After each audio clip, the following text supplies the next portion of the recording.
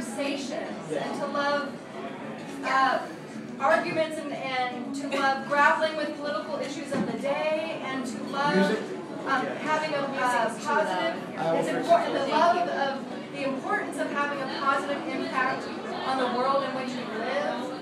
And I think that you really taught us the love of life in all of those ways, in the broadest way possible. And I want to thank you very, very much for that.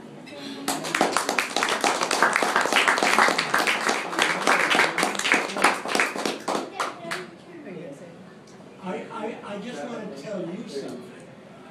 That this little one here, while we were all waiting for you, was doing cartwheels. That's right, I was there. At the resort. At the resort.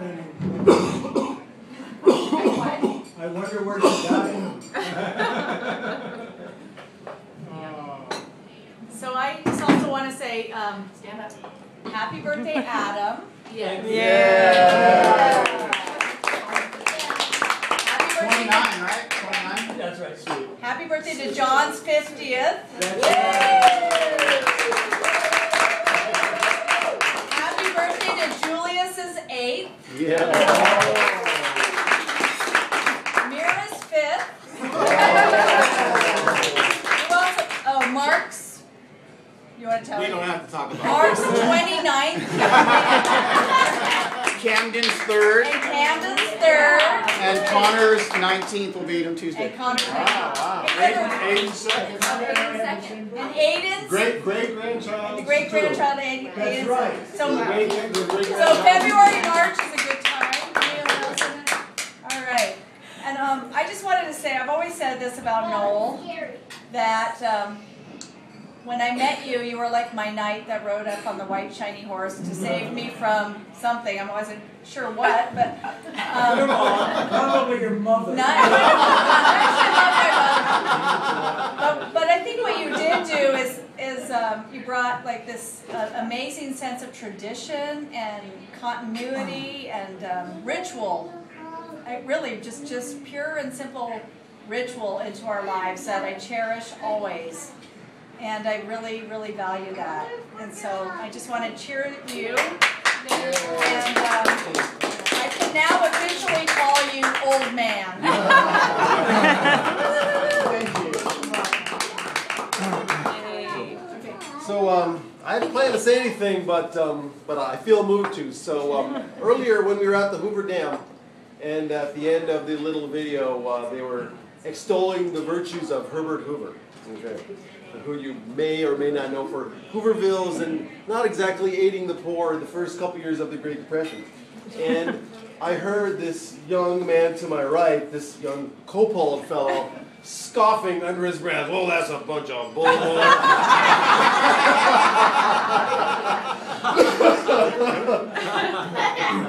And that, you know, just that kind of made me want to just note, Noel, you are a person of private virtue and public virtue. You care for the public good and you think about it and you take it seriously and you advocate for it and you live in the real world. You're not an ideologue in any way. You grapple with the things that we have to grapple with. And I've just been really impressed in the short years I've known you. That's really, you know, and I feel the cultural power of the New Deal living with you.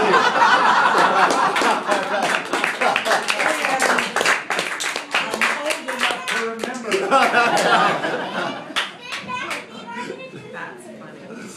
Oh, good job, Mira. Dad, we kids got together and got you a couple of presents. Wait, I had an anecdote. Oh, did you have an anecdote? I did. Lexi's going to share an anecdote. Oh, no, here it comes. An anecdote. When I was pregnant with Alfred. Oh my God. When what? She was pregnant with Alfred. Alfred is looking, wondering what's coming. I knew that Noel and Meredith were eager for, more grandkids. But they were so cool about it. Like, they didn't put any pressure on us. There was no, like, so when are you getting pregnant? Like, there was none of that. They were very, very patient and very, very cool. So we were excited to tell them when, okay, this is it, I'm pregnant, we're gonna have a baby. So we waited for the right moment, the right time of day, and we called. Lexi's pregnant. And Noel said, great, that's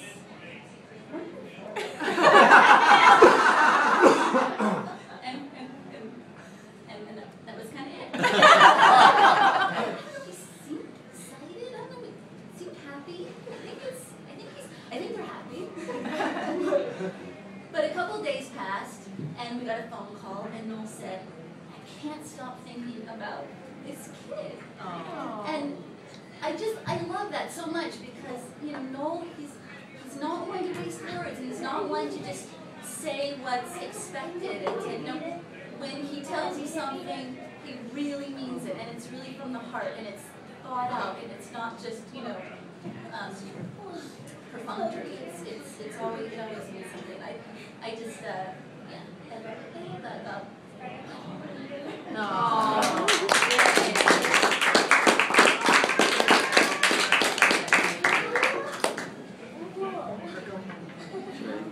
Peter. So look at your present there, Look Larry. at your present there. Oh yeah, this is mine. Let's do a space here for you. A bunch of us have presents. I think you can do your song right after this. Yeah. Oh, my. Dad, I'm sorry, everybody's out of stock. We tried, we couldn't get you one. But there will, you'll get one in the mail. What is it? An iPad. An iPad too. So we were very, very excited to hear that you got wired. Yeah, wireless, exactly. Because you'll be able to sit in your easy chair and cruise. You can thank Meredith for that. It doesn't mean something he was always wired. Unwired. This is absolutely wonderful. Thank you. What a toy. Yeah, you'll love it. I won't do anything else. But when the kids are in town, you won't see it. Okay, so Noel, wait, before you open your next present, Steve has something for you. Oh, all right. Okay, everyone pay attention. All right, so after all of that sentimental claptrap, I think it's time to start telling the real story. Right, it's left to me. Bring it on, brother. My responsibility. Okay. I also want to say before I start, just doing a sound check, what was I going to say? That Meredith requested this song. Requested that I write a song. She did nothing in particular, and it was left to me to actually come up with. So I say that in advance so that if after the next 5 minutes you say to yourself, gee, that's 5 minutes of my life I'll never get back, then I am partially absolved of some of the responsibility. Okay.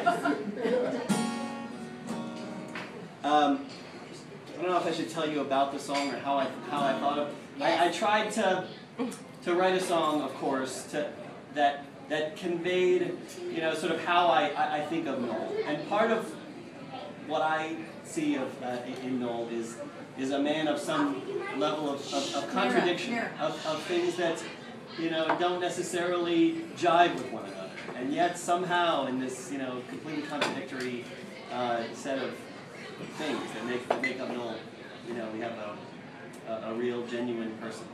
And so I've tried to capture that in the song, and I think you'll see what I'm talking about.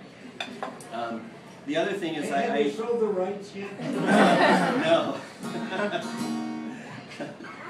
I think you'll be glad after you hear it. The other thing is that when I was trying to think about what style of song this should be, I thought, well, you know, it should be something that also somehow captures Noel, and so I tried to write in sort of a jazzy style that might convey the music of your youth. Not Bach or Vivaldi? No. We have to also work within the limitations of my talent, which are fairly confined. Okay.